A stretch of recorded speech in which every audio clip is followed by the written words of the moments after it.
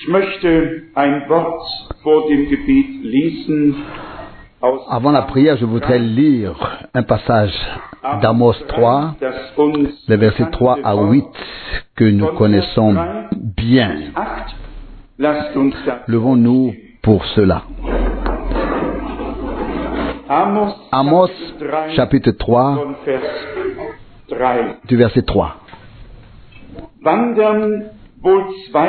Deux hommes marchent-ils ensemble sans s'être concertés? Le lion rugit-il dans la forêt sans avoir de proie? Le lionceau fait-il entendre sa voix depuis sa tanière sans avoir fait de capture? Verset 5. Un oiseau tombe-t-il dans un piège au sol sans qu'un filet lui ait été tendu? Un filet de chasse s'élève-t-il du sol sans avoir rien capturé? Sans avoir rien capturé? Verset 6. La trompette sonne-t-elle dans une ville sans que les gens s'effraient? Un malheur s'abat-il sur une ville sans que Dieu le Seigneur l'ait provoqué? Verset 7. Non. Le Seigneur Dieu ne fait rien sans avoir d'abord révélé son dessein à ses serviteurs, les prophètes. Verset 8. Le lion a rugi, qui ne craindrait pas? Le Seigneur Dieu a parlé, qui ne parlerait pas comme un prophète? Prions. Seigneur notre Dieu, nous te remercions de tout cœur pour ce jour. C'est un jour que tu as fait. Y a-t-il quelqu'un dans cette réunion que tu n'aies pas conduit ici? Y a-t-il quelqu'un ici pour entendre ta parole sans que tu lui parles? Non, Seigneur. Nous sommes ici pour entendre ta parole, pour la recevoir, pour être béni. Seigneur et Dieu fidèle, tu es le Dieu vivant, le Dieu d'Abraham, d'Isaac et de Jacob, le Dieu d'Israël, le seul vrai Dieu qui existe. Tu t'es révélé à nous en Jésus-Christ notre Seigneur. Nous t'en remercions.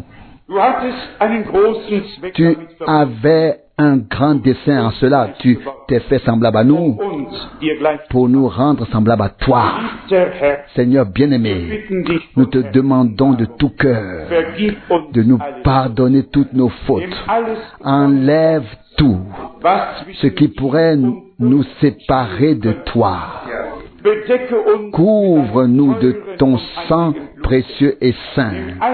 Enlève tout cela de nos pensées, de nos cœurs. Enlève tout de nous, ô Seigneur. Lave-nous dans le sang précieux de Jésus, dans le flot purificateur, car tu es un Dieu saint et tu veux nous sanctifier par ta sainte présence et avoir communion avec nous.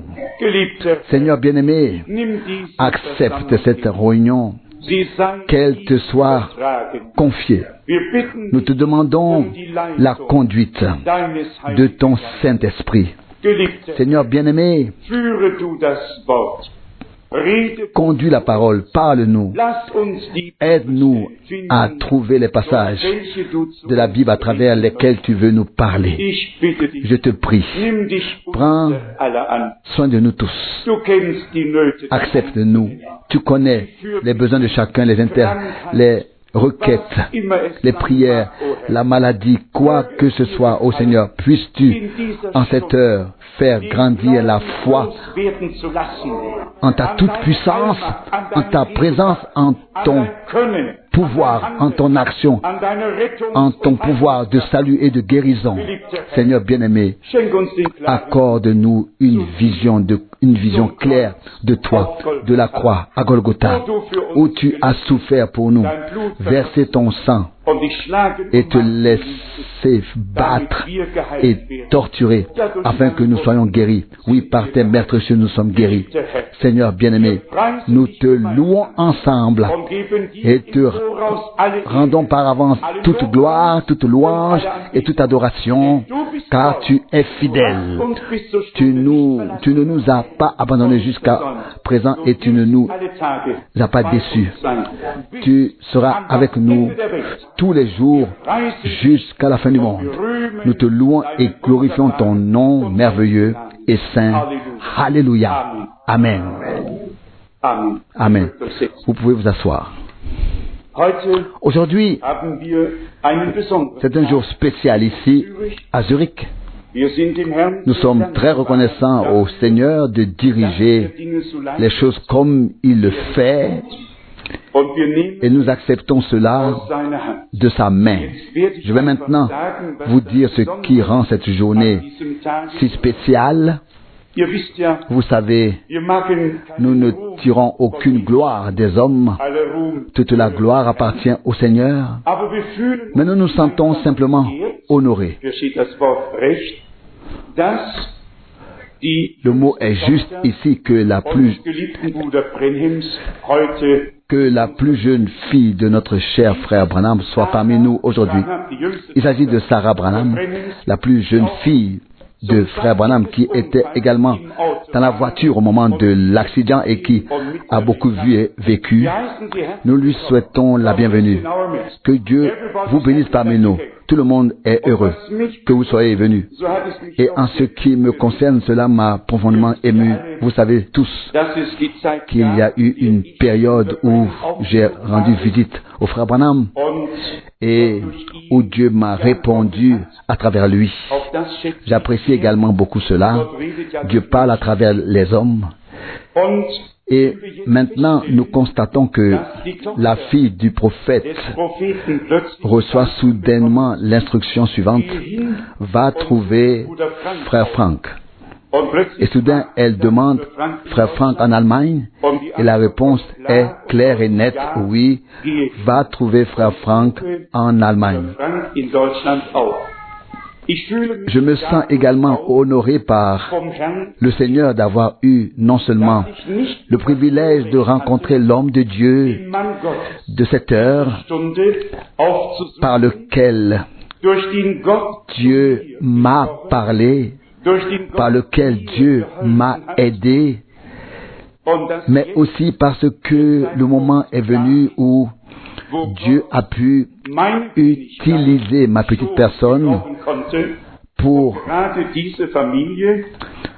ou alors ma moindre personne, pour aider cette famille à la fois spirituellement et matériellement, en acte et en vérité. Et ainsi, nous voyons les voies de Dieu, notre Seigneur, qui restent toujours les mêmes. Il dirige, il guide et conduit tout selon son conseil éternel et sa volonté. Que son nom soit loué et glorifié. Avant de passer à l'observation de la parole, nous avons une bénédiction des enfants et je voudrais demander à nos frères et sœurs de venir maintenant devant et je vais lire aujourd'hui la parole correspondante pour la bénédiction des enfants afin que tous sachent qu'il est écrit dans les Saintes Écritures que le Seigneur a béni les enfants. Marc chapitre 10 verset 13 à 16. Marc chapitre 10 verset 13 à 16. Verset 13, on lui amenait des enfants pour qu'il les touche, mais les disciples les repoussaient avec sévérité. Verset 14, voyant cela, Jésus fut indigné et dit à ses disciples: Laissez venir à moi les enfants, ne les en empêchez pas, car le royaume de Dieu est destiné à ceux qui leur ressemblent. Verset 15, en vérité, je vous le dis, quiconque n'accueille pas le royaume de Dieu comme un enfant n'y entrera certainement pas. Verset 16, puis il est pris dans ses bras et les bénit en leur imposant les mains. Voilà jusqu'ici la parole sainte de Dieu. Nous sommes ici pour faire à sa place et en son nom ce qu'il a fait.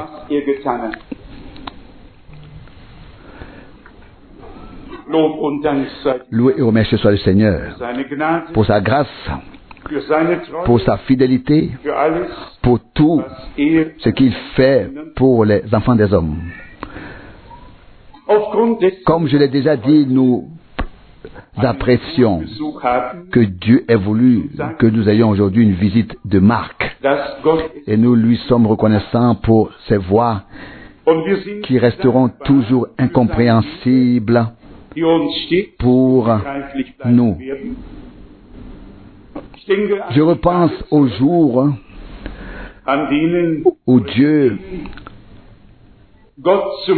m'a parlé d'une manière particulière à travers la prédication de Frère Branham et à travers son ministère où il m'a donné précisément cet homme comme une bénédiction qui est devenu une bénédiction pour le monde entier. Sans Frère Branham, il n'y aurait pas de message de la fin des temps et il n'y aurait pas de Frère Frank pour l'annoncer. Dieu pourvoit à tout d'une manière qui est tout simplement parfaite, que nous ne pouvons pas comprendre, mais qu'il a déjà déterminé et décidé dans son plan. Je voudrais aujourd'hui lire quelques passages de l'Écriture et mettre un peu en évidence le ministère que Dieu a donné pour cette époque, car c'est Dieu qui l'a décidé, qui l'a disposé et qui l'a fait. Et parce que c'est lui, nous lui en rendons toute la gloire. Revenons à l'introduction du chapitre 3 d'Amos, un passage que nous connaissons tous très bien, en particulier les versets 7 et 8. Verset 7. Non, le Seigneur Dieu ne fait rien sans avoir d'abord révélé son dessein à ses serviteurs, les prophètes. Nous avons souvent souligné que les évangélistes et les enseignants ont leur place, que les bergers ont leur place, mais que la parole est venue aux prophètes. Les prophètes ont été créés par Dieu de manière à être en relation avec lui. Dieu a établi la connexion avec eux, leur a révélé sa parole et sa volonté, afin qu'ils puissent la transmettre et dire au peuple de Dieu ce que Dieu avait à dire. Et ici il est écrit au verset 7, non, le Seigneur Dieu ne fait rien sans avoir d'abord révélé son dessein à ses serviteurs, les prophètes. Nous ne faisons pas de distinction, nous ne classons pas les prophètes en grands et petits, importants ou sans importance. Tous les hommes de Dieu ont accompli à leur époque une tâche que personne d'autre n'aurait pu accomplir. Ils ont occupé à leur époque la place qui leur était destinée pour cette époque et pour la tâche qu'ils avaient à remplir. Nous pouvons citer des noms, ils étaient nombreux à avoir été utilisés par Dieu. Nous pouvons commencer par Calvin à Genève, continuer avec Zwingli à Zurich, puis Schenkfeld et Luther qui étaient tous. Nous pouvons mentionner Hus et Wycliffe qui étaient ensemble à Londres, l'un de Prague, l'autre de Grande-Bretagne. Il y avait des hommes de Dieu qui, à leur époque, faisaient ce que Dieu voulait qu'ils fassent. Il y avait Spurgeon, il y avait Bunyan, il y avait Moody, il y avait Finney, il y en avait beaucoup. Il y avait John Wesley, il y avait Whitfield, il y avait beaucoup. Il y en avait beaucoup. Mais comme nous vivons maintenant dans les derniers jours, c'est-à-dire dans une époque prophétique, il ne suffisait pas de lire les Écritures et d'en parler, mais maintenant, dans cette période prophétique de l'histoire du salut, Dieu a dû envoyer un prophète.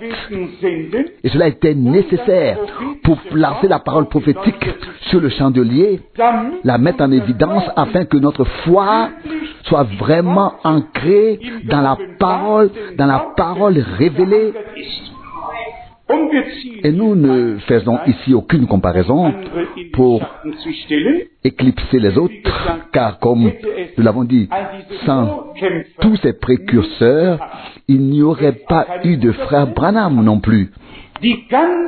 Tout le développement depuis la Réformation est un développement progressif jusqu'à ce que nous assistions finalement au christianisme primitif.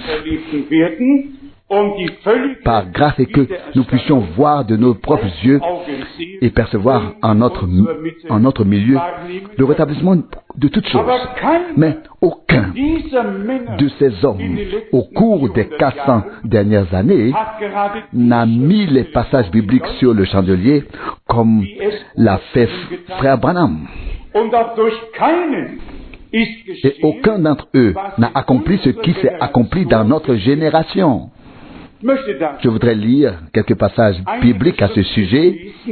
Le premier tiré du chapitre 2 de l'Épître aux Hébreux, versets 3 et 4. Hébreux, chapitre 2, versets 3 et 4. Comment échapperions-nous si nous négligeons un si grand salut? Celui-ci a pris naissance dans la prédication du Seigneur et nous a été confirmé de manière fiable par les témoins oculaires. Verset 4. Dieu lui-même en a rendu témoignage par des signes et des prodiges, par de multiples miracles et par la distribution du Saint-Esprit selon son bon plaisir. Tous les réformateurs ont pris la parole, mais la confirmation divine, l'accompagnement surnaturel ou l'accompagnement par le surnaturel, ou quel que soit le nom qu'on lui donne, n'a pas eu lieu. Ils ont prêché et les gens ont cru. Mais à notre époque, Dieu a confirmé, comme dans le ministère de Jésus-Christ et comme au jour des apôtres. Nous en sommes simplement reconnaissants à Dieu. Et comme je viens de le dire, les autres frères ont lu la même Bible, mais ils n'ont utilisé que les passages qui s'appliquaient à eux. Combien de fois frère Branham a-t-il lu Jean 14, verset 12? Et il l'a lu à juste titre. Car voici ce qui est écrit dans Jean 14, verset 12. En vérité, je vous le dis, celui qui croit en moi fera aussi les œuvres que je fais. Et il en fera même de plus grandes que celles-ci. Calvin, Luther et tous les autres ne se sont tout simplement pas appuyés sur ce passage. Ils n'étaient pas appelés à le faire. Le temps n'était pas encore venu. Dieu les a utilisés pour répandre la parole parmi le peuple, afin que l'œuvre soit mise en route. Et même les autres hommes de Dieu, Charles Price et tous ceux que Dieu a puissamment utilisés, les frères Jeffrey, et il y avait un mouvement par le Saint-Esprit, mais aucun de ces hommes n'a eu le courage de s'appuyer sur ce passage biblique et de donner à Dieu la possibilité de poursuivre le ministère de Jésus-Christ. Mais nous le disons avec humilité et reconnaissance, si frère Branham n'avait pas été destiné et appelé à cela, il aurait pu se référer 100 fois à ce passage biblique et rien ne se serait passé. Car si Dieu ne fait rien, alors rien ne se passe. Nous pouvons dire 100 fois, c'est écrit ici, mais si Dieu ne le fait pas, nous ne pouvons pas le faire nous-mêmes. Pourquoi l'a-t-il fait? Parce qu'il avait été destiné à cela par Dieu. Et je vous dis aussi la vérité. C'est précisément parce que le Seigneur est descendu dans notre génération, dans la colonne de nuée et de feu, dans la lumière surnaturelle, et a confirmé sa parole comme au jour où il marchait sur la terre, que Jésus-Christ, c'est justement à cause de ça que Jésus-Christ nous a été présenté et montré comme étant le même hier, aujourd'hui et éternellement. Si cela ne s'était pas produit, le texte figurerait toujours dans Hébreux 13, verset 8. Mais ce texte a toujours figuré dans la Bible, et pas seulement depuis notre génération. Mais il y avait un homme de notre génération qui avait été désigné par Dieu pour que ce texte ne soit pas seulement prononcé, mais confirmé par la puissance de Dieu, que Jésus-Christ est ressuscité des morts, qu'il vit dans l'Église et qu'il fait encore aujourd'hui ce qu'il faisait autrefois. Et avec quelle humilité, mais aussi quelle certitude, frère Branham répétait sans cesse. Si le Seigneur est ressuscité et vit, alors il fait aujourd'hui ce qu'il faisait autrefois. Et il utilise la comparaison et dit, si l'esprit d'un compositeur, il prend Beethoven dans la comparaison, si l'esprit de Beethoven était en vous, dit-il, alors vous seriez comme Beethoven. Si l'esprit de Shakespeare était en vous, vous seriez comme Shakespeare. Et il poursuit, si l'esprit du Christ est en vous, alors vous êtes comme le Christ était. Vous avez pris part à la nature divine et il s'est appuyé sur la parole et ne s'est pas laissé écarter de celle-ci, mais il est resté fermement ancré dans la parole. Luther a dit, me voici, je ne peux pas faire autrement, mais ici se tenait un homme auquel Dieu se tenait, auquel Dieu se reconnaissait. Il a vraiment lu ce verset assez souvent où il y a fait référence. Verset 12, en vérité, je vous le dis. Jean 14, verset 12.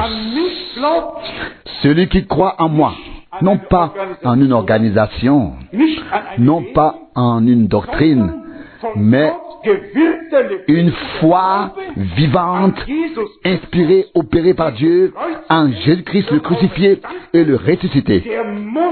Celui qui croit en moi doit pouvoir s'attendre à cela.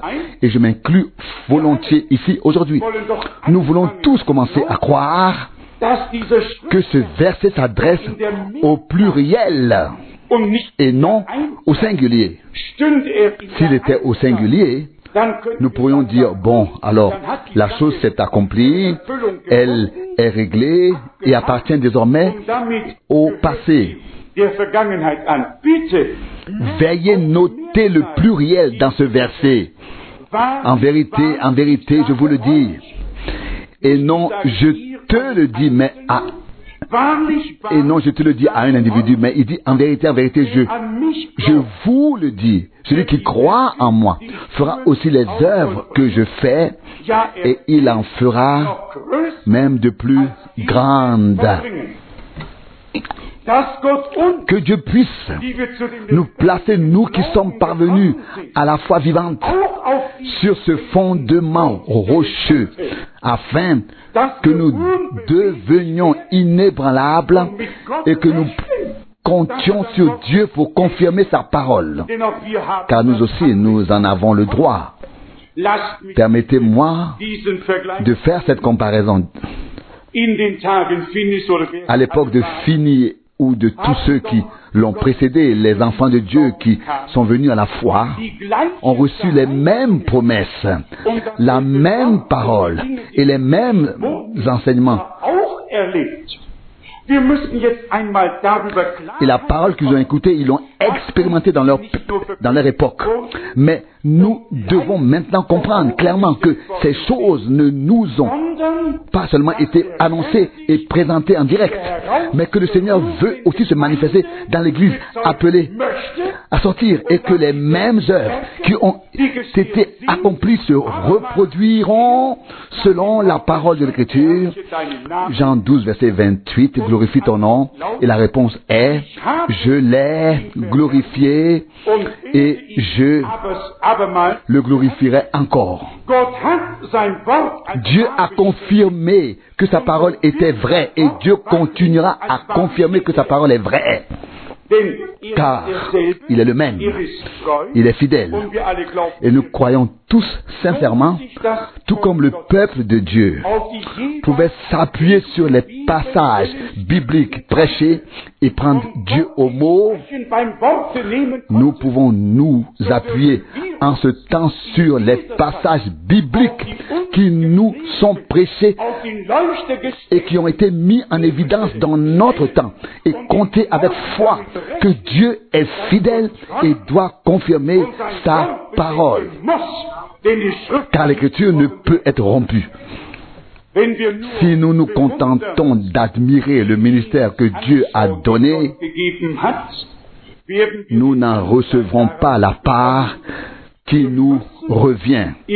En levant les yeux vers Dieu, nous devons vraiment compter aujourd'hui, en cette heure même,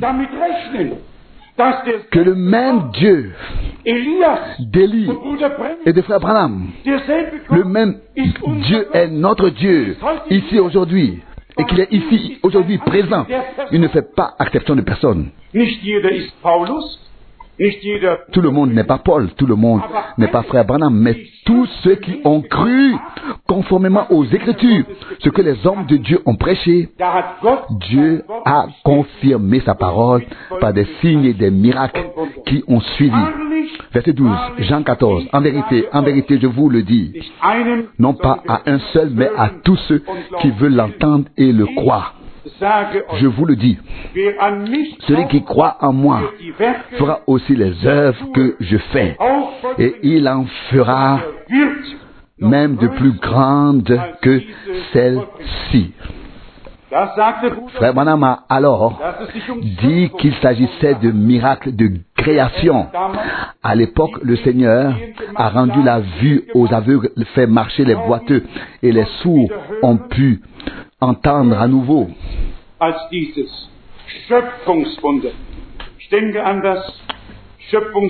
Plus grande que celle-ci, des miracles de création. Je pense au miracle de la création avec le nez. C'est le plus impressionnant de tous. Lorsque la sœur est venue dans la file, dans la lignée de prière, et a tenu son mouchoir devant elle, Frère Branham a dit, ne pleure pas, sœur, crois seulement, car tout est possible à celui qui croit. Et la sœur a toujours son mouchoir ici devant son nez. Et soudain, devant son visage. Et soudain, elle l'a mis de côté. Et le cancer avait rongé son nez jusqu'au cartilage. Je suis tout à fait honnête. Je ne sais pas comment j'aurais réagi à ce moment-là. Frère Branham n'a pas été choqué du tout. Il n'a pas paniqué. Il a dit aussi calmement qu'avant, crois seulement, crois seulement. Et il ne s'est pas dérobé avec de belles paroles. Il a dit, crois seulement. Et lui-même a cru, a agi et a prié pour la sœur. C'était écrit dans le Herald of Hope, publié à Chicago. En exactement 3 semaines, un nouveau-né avait poussé. Un miracle de la création s'était produit. Verset 12, Jean 14. Vous accomplirez les mêmes œuvres que j'ai faites et vous en ferez même de plus grandes que celles-ci. Comment Dieu est-il honoré en accomplissant, quand il peut accomplir de grandes choses pour nous, en libérant la foi. Non pas en la liant, mais en la libérant, pour qu'elle puisse mouvoir le bras de Dieu. C'est ainsi que le Seigneur est honoré, comme déjà mentionné. Tous les autres n'ont pas mis autant l'accent sur Hébreux 13, verset 8. Ils ont traduit tous ces passages, peut-être même les ont-ils lus, mais ils n'ont pas été touchés par eux. Car le temps de ce service, de ce ministère final n'était pas encore venu. Aujourd'hui, par grâce, nous pouvons avoir les yeux ouverts et savoir que nous vivons dans les derniers temps. Oui, à la fin des derniers temps. Et que Dieu achève son œuvre et qu'il a besoin pour cela d'hommes qui font eux-mêmes partie de son œuvre, qui sont une partie de son œuvre. Je pense maintenant au dernier tremblement de terre à Los Angeles. J'étais justement aux États-Unis et lorsque cela s'est produit, j'ai pensé à quel point tout cela pouvait être proche. Frère Branham dit ici, dans le sermon L'Enlèvement, Frère Doutler me l'a gentiment remis tout à l'heure, ici dans le sermon L'Enlèvement, à la page 36, tout en haut du premier paragraphe. Oh, je pense justement à mon dernier message en Californie. Je pensais que je n'y retournerais plus jamais lorsque j'ai prédit que Los Angeles serait englouti dans l'océan. Ainsi parle le Seigneur. Cela arrivera. C'est fini. Elle est emportée. Elle est abandonnée. À quelle heure? Je ne sais pas quand. Mais elle va sombrer. Juste après, la région a été secouée par des tremblements de terre. Nous ne nous réjouissons pas lorsque de telles choses se produisent. Nous aimerions que le monde entier prête attention pendant que le message de Dieu est apporté. Mais nous savons aussi qu'ils n'écouteront pas. Il en a toujours été ainsi et il en sera toujours ainsi. Aussi maintenant, ils passeront à côté de la voix de Dieu et du message de Dieu. Et les chefs spirituels veilleront à ce qu'ils passent à côté de la véritable parole de Dieu avec des alléluia, des tambours et des trompettes.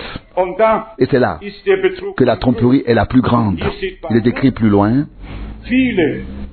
beaucoup d'entre vous, hommes, étiez là le jour où l'ange du Seigneur est descendu sur le rocher lorsque cette lumière et ce feu sont tombés du ciel sur le rocher autour duquel nous nous tenions. Mes chers amis, c'est la vérité.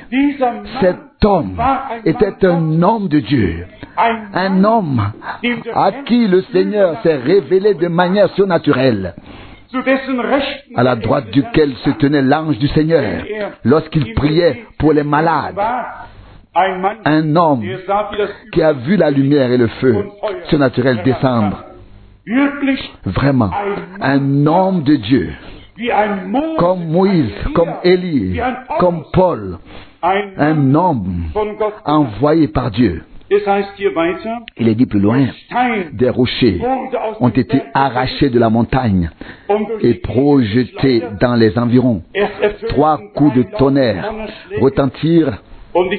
Et je dis, le jugement va frapper la côte ouest.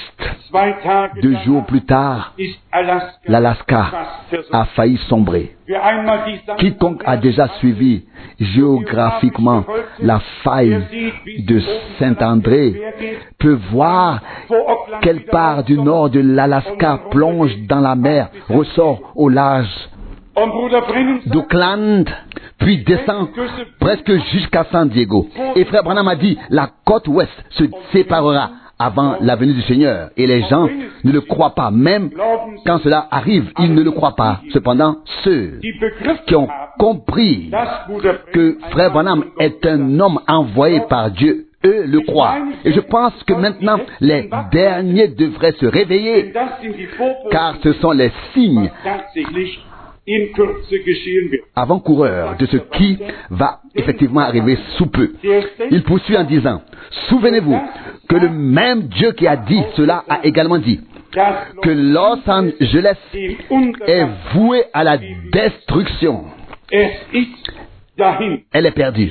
Je ne sais pas quand, je ne peux pas le dire. Vous pouvez lire vous-même les différents passages où Frère Branham y fait référence. Il a vu, il a annoncé, cela va arriver. D'un point de vue terrestre, ce sera une catastrophe. Ah, je devrais lire autre chose ici à propos de l'épouse. Je résume ce que Frère Branham m'a dit à propos des prédicateurs. Los Angeles est un cimetière pour les prédicateurs. Il n'y a probablement aucune autre ville au monde où autant d'hommes et de femmes prêchent du lever au coucher du soleil qu'à Los Angeles. Dans un parc, 30, 40, 50 personnes prêchent. Je suis passé par là. J'y suis passé moi-même. C'est presque incroyable. De vieilles mères vêtues de robes qui leur descendent jusqu'aux pieds proclament l'évangile de Jésus-Christ à leur manière, avec leur ferveur. Elles n'ont pas accepté le message de Dieu. Quand j'ai vu cela, j'ai été profondément attristé. Comment est-il terrible d'avoir servi Dieu avec les meilleures intentions religieuses, mais d'être en fait passé à côté de Dieu et de ce qu'il fait maintenant. Et quelqu'un m'a dit, ces jours-ci, Monsieur Frank, le mouvement pentecôtiste a toujours été critiqué, mais depuis qu'il s'est fortement engagé en faveur de la communauté religieuse catholique romaine, plus personne ne croit vraiment en lui, car il y aurait quelque chose qui cloche s'il pouvait faire cause commune avec la communauté religieuse catholique romaine. Nous ne voulons pas entrer dans les détails, ce n'est pas une onction qui en est la preuve. La preuve est et reste le respect. Est-ce que la parole de Dieu est respectée, est acceptée et est crue? Et est-ce que nous acceptons et recevons la vérité pour que l'Esprit de Dieu puisse nous sceller jusqu'au jour du retour de Jésus-Christ, notre Seigneur? Frère Branham poursuit ensuite en disant, je me souviens du soir où j'ai vu l'épouse dans une vision. C'était avant que je ne voie cela. Je me tenais là et j'ai vu une jolie dame, bien habillée, qui marchait dans cette direction. Dans la vision, quelqu'un se tenait à côté de moi. Et quand j'ai vu cela, on m'a dit, la vision de l'épouse. Je l'ai vue passer. Ils venaient de ce côté et continuaient leur chemin là-bas. J'ai entendu quelqu'un d'autre arriver. De l'autre côté venait l'église. Là venait l'église d'Asie. Oh, vous parlez de saleté. Puis vint l'église européenne. Oh, puis j'ai entendu quelqu'un arriver avec du rock and roll. Et c'était Miss America, l'église. Elle ne portait même pas de vêtements. Elle avait du papier gris comme du papier journal et le tenait devant eux en dansant le rock'n'roll, Miss America, l'église. Ce n'était pas une invention. Vous savez, Jean a vu deux choses sur l'île de Patmos. Il a vu la grande prostituée chevaucher la bête couverte de noms blasphématoires, Apocalypse 19, verset 8, et il a vu aussi l'épouse de l'agneau, parée, vêtue d'un lin blanc éclatant. Si l'homme de Dieu, de la dernière heure, voit d'un côté l'Église et de l'autre côté l'épouse, alors nous devons respecter cela. Et Dieu peut prendre des exemples terrestres pour exposer un sens divin, surnaturel et spirituel. Miss America, dénudée, avec seulement une feuille de figuier devant elle, pour cacher la honte de sa nudité. Mais dans le dernier âge de l'Église, à Laodicée, il est justement écrit dans Apocalypse 3, verset 18, « Je te conseille d'acheter de moi de l'or purifié par le feu, afin que tu sois pur et que tu revêtes des vêtements blancs et que la honte de ta nudité ne soit pas découverte. » À quoi bon faire ce qu'Adam et Ève ont fait? Jouer un peu à cache-cache. Quand le Seigneur viendra, tout jeu de cache-cache prendra fin. Il ne s'agit pas seulement de faire quelque chose ou de se voiler, mais d'être revêtu du fin lin éclatant pur qui est la justice des saints. C'est ce que Dieu veut faire avec nous tous en ce moment. Apocalypse 19, verset 8. On pourrait lire beaucoup plus loin ici. Vous pouvez continuer à lire, mais il décrit ici ces choses. Mais le cantique a été chanté fort vers Christi Streiter, en avant combattant du Christ.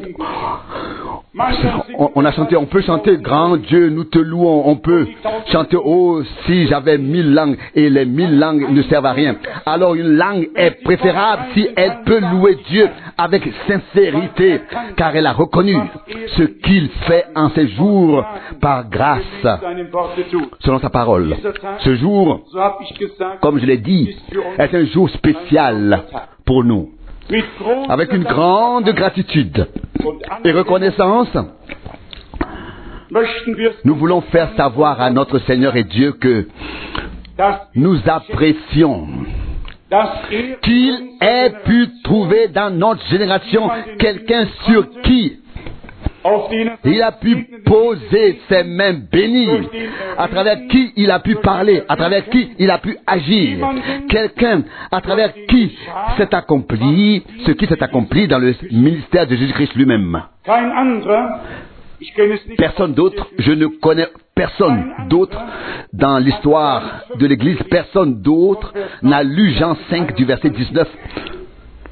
Peut-être jusqu'au verset 21, frère Branham le faisait très souvent, presque avant chaque service de guérison. Je vais vous lire ce qui est écrit ici, Jean 5, à partir du verset 19.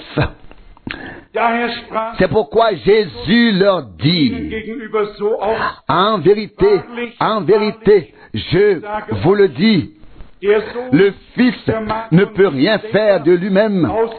Il ne fait que ce qu'il voit faire le Père. Voir, donc voir, il voyait donc voir avant de faire quoi que ce soit. Il voyait ce qu'il devait être fait et il le faisait ensuite. Verset 19. Car ce que celui-là fait, le Fils le fait également. Verset 20. Car le Père aime le Fils et lui montre tout ce qu'il fait lui-même. Avez-vous lu? Verset 20. Car le Père aime le Fils et lui montre tout ce qu'il fait lui-même. Et il lui montrera des œuvres encore plus grandes que celles-ci, afin que vous vous émerveillez. Oh, que le nom du Seigneur soit loué.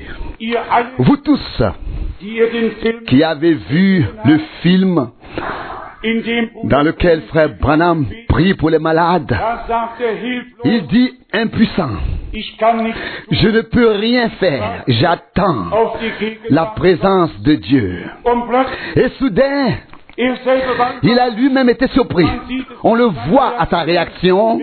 Ceux qui ont prêté attention à cela ont remarqué que, soudain, l'ange du Seigneur est sur la plateforme.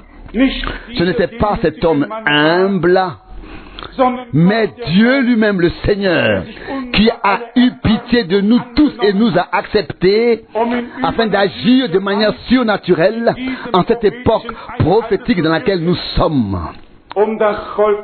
pour faire sortir le peuple de Dieu du désordre et le ramener à la foi des pères apostoliques. Il a dit, je ne peux rien faire à moins qu'on me le montre. Et soudain, frère Branham a dit, maintenant je vois la lumière ici ou là-bas. Et puis il dit ce qu'il a vu et il a transmis ce qui lui a été communiqué. Nous confessons devant Dieu et son peuple qu'un tel ministère n'a pas existé depuis près de 2000 ans. Il a plu au Seigneur de visiter son peuple avec miséricorde et de nous donner le discernement afin que nous ne disions pas « oui, cet homme est Belzébul », etc.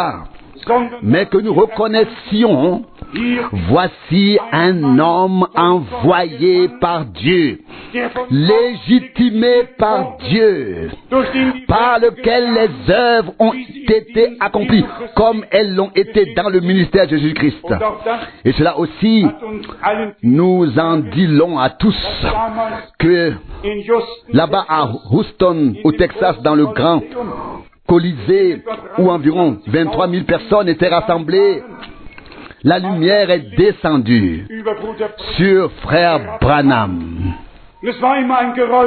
Et il y avait toujours un bruit qui l'accompagnait, comme le souffle d'un vent violent et impétueux. Et il a su à ce moment-là que cela s'était fait. Vous connaissez tous cette photo. Elle confirme que cet homme n'a pas seulement prononcé des paroles, n'a pas seulement dit des choses, mais que Dieu a confirmé et légitimé ce que cet homme avait à dire sous un mandat divin au nom de Dieu. Et c'est pourquoi nous pouvons en témoigner. Nous n'avons pas suivi des fables habilement conçues, mais nous avons suivi le Seigneur, notre Dieu, et nous lui rendons seul la gloire pour cela. Mais nous sommes reconnaissants d'avoir pu être inclus dans ce que Dieu fait. Maintenant, permettez-moi de poursuivre ma lecture, notamment en ce qui concerne l'œuvre de Dieu. Jésus a dit les mêmes œuvres que j'ai accomplies. Et puis il en vient à l'œuvre de Dieu au singulier dans Jean chapitre 9. Jean chapitre 9 au verset 4. Il nous est dit, Jean 9, verset 4, il faut que nous accomplissions les œuvres de celui qui m'a envoyé tant qu'il fait jour. La nuit vient où personne ne peut travailler. La nuit vient, on a demandé au prophète Ésaïe 21, verset 11, sentinelle, quelle heure est-il dans la nuit? Et la réponse fut au verset 12 d'Ésaïe 21, le matin vient et la nuit aussi. Si vous voulez en savoir plus, revenez et demandez. Vous pouvez le lire dans le prophète Ésaïe. Nous voulions en savoir plus. Nous sommes venus. Nous demandons, Seigneur, qu'as-tu à nous dire maintenant? Le matin éternel vient, mais la nuit aussi. Le matin pour ceux qui croient au Seigneur, le servent et le suivent. La nuit pour ceux qui ont rejeté la lumière et sont restés dans les ténèbres. Le verset 4, Jean 9, nous devons accomplir les œuvres de celui qui m'a envoyé. Jésus a dit, Jean 14, verset 12, les œuvres que j'ai faites, vous les ferez aussi. Il n'a rien fait en tant que fils de l'homme. Il a d'abord vu ce que le Père faisait lui-même et il a fait de même. Après l'avoir vu, il en a été de même pour frère Branham. Il a vu ce que Dieu fait, il a entendu ce qui a été dit et ensuite il a agi selon ce qui lui a été dit. Dans Jean chapitre 4, il est question de l'œuvre de Dieu au singulier. Jean chapitre 4 au verset 34. Jésus leur répondit, ma nourriture est de faire la volonté de celui qui m'a envoyé et d'accomplir son œuvre. Il s'agit donc toujours de l'œuvre de Dieu au singulier, que ce soit au pluriel, que les œuvres de Dieu soient accomplies de multiples façons, ou au singulier, que l'œuvre de Dieu dans son ensemble s'achève avec l'Église, puis avec Israël, selon ce qui vient d'être dit ou accompli.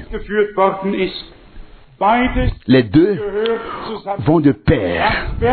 L'œuvre de Dieu en tant que telle, dans son ensemble, avec l'Église, puis avec Israël, mais aussi les œuvres qui font partie de la proclamation, car il est écrit, Jacques 2, verset 17, la foi sans les œuvres est morte en elle-même. Donc, la prédication dans notre génération était exactement comme nous l'avons lu dans Hébreux chapitre 2, verset 3 et 4. Tel que la proclamation de la parole avait commencé par Jésus-Christ lui-même. C'est ce qui est écrit dans Hébreux. Jean a préparé le chemin. Mais c'est par Christ, par le Christ, que la chose a réellement commencé. Il est le commencement et la fin. Il est l'alpha et l'oméga. Tout comme cela avait commencé par lui. Il y eut une brève continuité à l'époque des apôtres. Mais depuis lors, cela n'a plus été trouvé ni vu ni entendu sur terre. Les gens ont fait l'expérience de Dieu d'une certaine manière, ont expérimenté Dieu, ont reçu le pardon de leurs péchés, ont obtenu la certitude du salut et dans la mesure où cela leur a été prêché, ils en ont fait l'expérience et ont servi le Seigneur. Mais de nos jours, Dieu a fait quelque chose de nouveau et a accompli à la fin ce qui s'était produit au commencement afin d'attirer véritablement l'attention de son peuple sur lui-même, sur sa parole, sur ses actions en cette dernière période. Car tout le monde sait, on dit le Christ est ici et le Christ est là. Il serait partout, il devrait être partout. Mais où est-il vraiment? Là où il peut parler, là où il peut agir, là où il peut se manifester et se révéler. Et ce, de la même manière qu'à l'époque où il marchait lui-même sur terre. C'était d'ailleurs le mandat direct qui avait été confié à frère Branham à l'époque. Je l'ai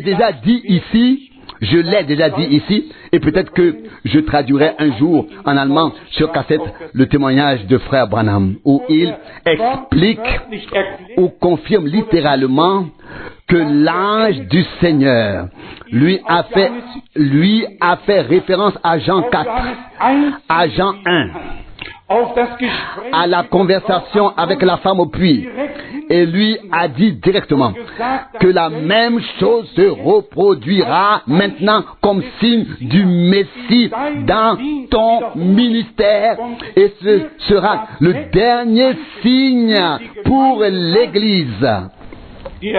L'explication était que le Seigneur avait donné ce signe aux Juifs et aux Samaritains à l'époque, mais jamais aux nations, aux païens, devant les païens. Et l'ange du Seigneur a dit, tout comme à l'époque, dans le ministère de Jésus, ce signe prophétique a été donné aux Juifs et aux Samaritains, afin que le Seigneur puisse dire à Nathanaël, avant que Philippe t'ait appelé, je t'ai vu sous le figuier. Il a pu dire à Pierre dans Jean 1, verset 42, ton nom est Simon, tu es le fils de Jonas. Il a pu dire à la femme, Jean 4, verset 18, tu as eu 5 maris, celui que tu as maintenant n'est pas ton mari. Et vous connaissez tous les évangiles. L'ange l'a expliqué que la même chose doit maintenant se répéter comme dernier signe pour l'Église parmi les nations. Oui, demandez aujourd'hui à un prédicateur pentecôtiste dans toute l'Europe qui loue et glorifie maintenant le Seigneur en différentes langues. Demandez-lui ce que Dieu a vraiment fait. Et je peux vous dire ce qu'ils vous diront, à savoir ce qu'ils ont à montrer. Mais aujourd'hui, il ne s'agit pas de ce qu'un mouvement pentecôtiste ou une mission pentecôtiste a à montrer, mais il s'agit de ce que Dieu fait parmi son peuple selon sa parole maintenant. Ce qui nous est cher et précieux, d'autres le piétinent. Et pourquoi?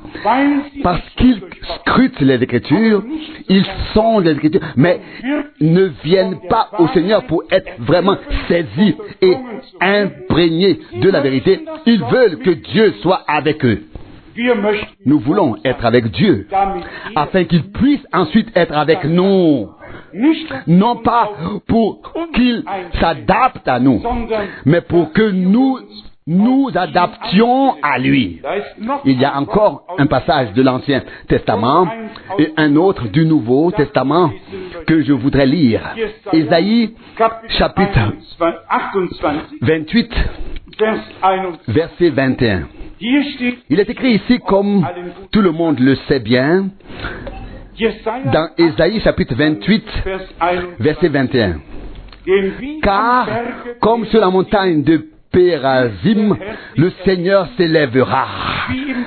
Comme dans la vallée de Gabaon, il tremblera de colère pour accomplir son œuvre.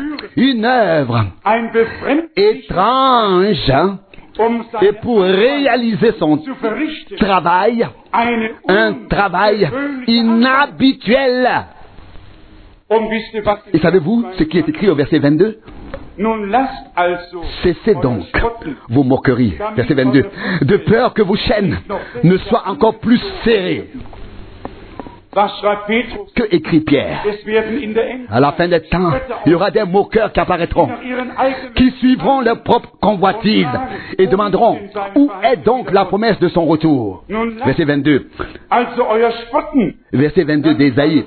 Cessez donc vos moqueries, afin que vos chaînes ne soient pas resserrées davantage, car j'ai entendu de Dieu, le Seigneur des armées, qu'un jugement destructeur est décidé pour toute la terre. Lorsque l'épouse sera enlevée, le jour du Seigneur s'abattra alors pleinement. Et le jour du Seigneur brûlera comme un four. Ce sera un jour de ténèbres, un jour de jugement, un jour de jugement.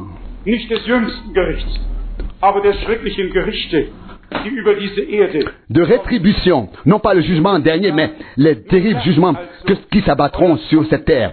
Il est dit donc, cessez donc vos railleries, vos moqueries, pendant que le Seigneur fait quelque chose d'inhabituel, afin que vos chaînes ne soient pas resserrées davantage. Oh, que beaucoup puissent encore parvenir à la connaissance de la vérité, afin que leurs chaînes soient brisées et qu'ils soient libérés, car la plupart sont liés encore aux différentes confessions. Ils parlent de liberté et sont devenus esclaves d'hommes qui les trompent et les égarent là où Dieu n'a pas son mot à dire, là où il ne peut pas parler lui-même, là où il n'a pas son mot à dire. Les hommes jouent avec les autres, même si cela est déguisé et décoré sous un aspect religieux. religieux. Verset 22, cessez donc vos moqueries afin que vos chaînes ne soient pas resserrées davantage. Oh, que le conseil de salut de notre Dieu en est décidé ainsi, afin que nous puissions bientôt dire comme lui, Luc 4, verset 18, l'Esprit du Seigneur est sur moi, parce qu'il m'a oint pour annoncer la bonne nouvelle aux pauvres.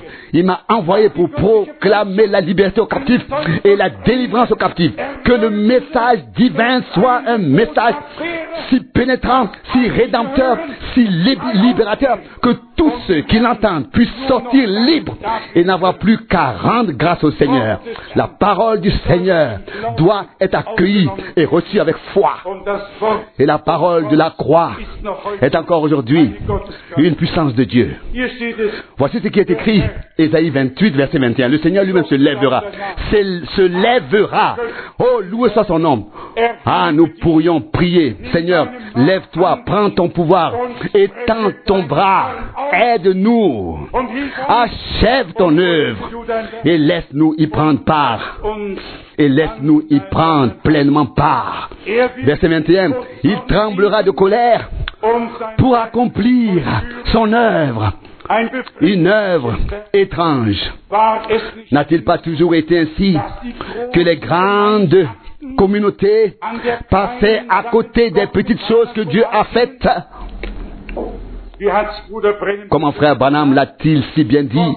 Dieu révélé dans la simplicité, non pas avec des mots sophistiqués, mais en proclamant le dessein de l'histoire du salut de Dieu, avec des mots de sagesse, des paroles de sagesse et de révélation divine, telles que le Saint-Esprit les a données par grâce. 1 Corinthiens 2, verset 12. Et nous pouvons vraiment dire que nous avons été enseignés par Dieu lui-même. Je n'aurais rien su de tout cela si l'Esprit de Dieu n'avait pas repris le sermon et ne m'avait pas ramené à la parole pour me révéler et me montrer tout cela par grâce. Cela est également mentionné dans le Nouveau Testament.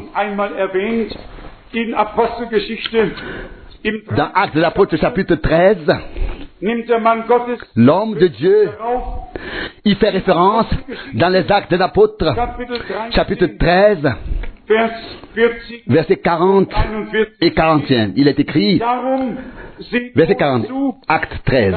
Prenez donc garde que ne s'accomplisse sur vous la parole du prophète. Habakkuk 1, verset 5.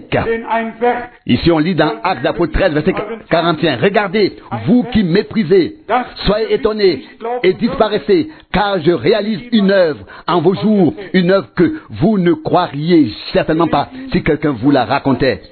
Comme déjà dit, nous vivons à une époque où Dieu maintenant achève son œuvre. Nous vivons dans une époque prophétique. Et les promesses pour cette époque ont été placées sur le chandelier, ont été mises en évidence. Et remercions Dieu aussi de nous avoir permis de rester sobres et de nous avoir laissé guider par le Saint-Esprit dans toute la vérité, conduit par le Saint-Esprit dans toute la vérité de la parole, sans nous laisser aller à la fantaisie, sans interpréter, sans aller au-delà de l'écriture ou du témoignage de l'écriture, mais simplement en restant dans la parole. Comme notre Seigneur l'a dit dans Jean 15, verset 7, « Si mes paroles demeurent en vous, et si vous demeurez en moi, nous voulons rester, demeurer jusqu'à la fin dans la parole. Et que la parole en nous ne fasse qu'un avec Dieu. Que nous fassions qu'un avec Dieu et avec sa parole. Et lorsque la parole sera confirmée, nous pourrons alors avoir part à ce que Dieu fait.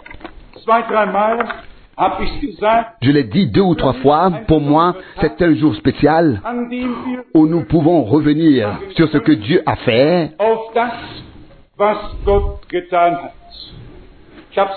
Et je l'ai mentionné, il y a eu de grands hommes qui ont servi le Seigneur à leur époque. J'ai mentionné certains noms. Il y avait un homme de Dieu à notre époque qui avait pour mission de mettre sur le chandelier et de proclamer non seulement des vérités partielles, mais toute la vérité divine. C'était son mandat divin. La lumière est venue petit à petit dans le passé. Comme il est écrit, jusqu'à ce que le jour s'éclairisse et que l'étoile du matin se lève dans vos cœurs. De Pierre 1, 19. Maintenant le jour s'est levé. L'étoile du matin s'est levée dans nos cœurs. À la tombée de la nuit, au temps du soir, la lumière devait apparaître. Et grâce à Dieu, la lumière est apparue. Nous n'avons pas le droit de classer les choses en grandes et petites, mais nous aimerions pouvoir faire la comparaison et nous estimer heureux de ne pas avoir vécu 200 ou 300 ans plus tôt, mais de pouvoir vivre maintenant. Car c'est en effet le moment le plus grand et le plus glorieux qui ait jamais existé sur terre dans toute l'histoire du salut. Je l'ai toujours de nouveau dit. Il y a eu deux générations particulières, celle de la première venue du Christ et celle que nous sommes aujourd'hui. Celle que nous sommes aujourd'hui. Avant la seconde venue du Christ. Deux générations particulières. Bénies par Dieu. Entre-temps, Dieu a fermé les yeux. Mais maintenant, il demande à tous ceux qui veulent subsister devant lui de venir à lui maintenant. De se soumettre à sa parole maintenant. Et d'accepter la vérité totale telle qu'elle est écrite dans le livre de la vérité.